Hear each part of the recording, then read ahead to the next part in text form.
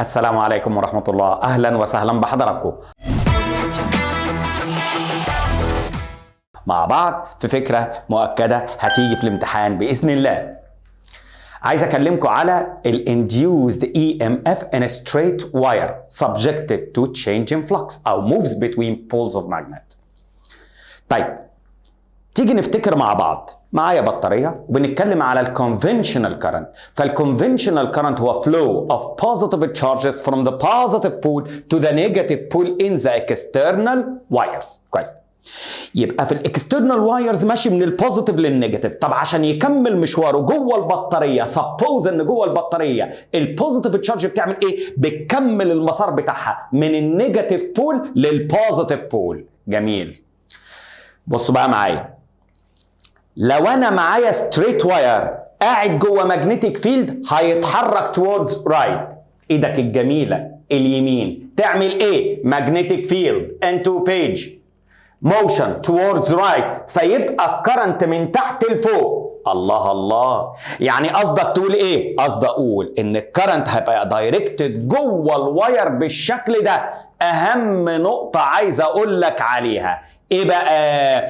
ان اصبح الواير بمثابة البطارية. الواير ذات نفسه هو البطارية، فيبقى النيجاتيف بول تحت والبوزيتيف بول فوق، ويبقى اذا اللي تحت اللي هو النيجاتيف بول هيبقى لو بوتنشال واللي فوق هيبقى هاي بوتنشال. خلي بالك. اوكي، احنا متفقين ان الكرنت دايما بيمشي في الوايرز من هاي بوتنشال للو بوتنشال، لكن جوه البطاريه هيبقى من لو بوتنشال لهاي بوتنشال، من النيجاتيف بول للبوزيتيف بول. يلا بينا كده في السريع.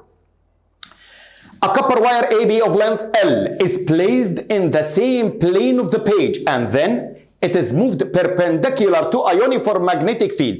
Which of the following figures correctly represents the polarity of the terminals? اوكي، تعالى لي لما نيجي نتفرج على المنظر اللي قدامنا ده. الإجابة سي into page، الموشن لفوق، فيبقى current from A to B.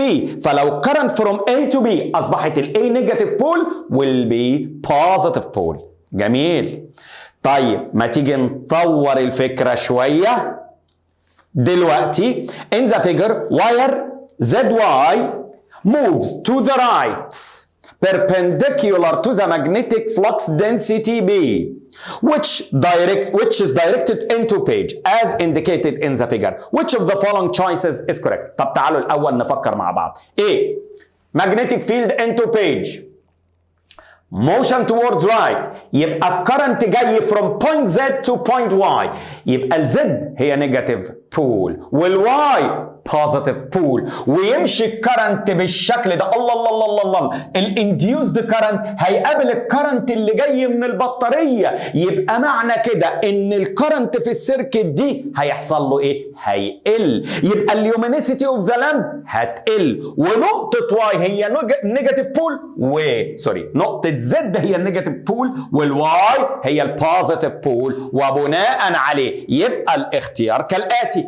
اليومينيسيتي اوف ذا لامب decreases, potential of point Z less than the potential of point Y. وبكده انتظروني الفكرة الجاية بإذن الله. إلى اللقاء.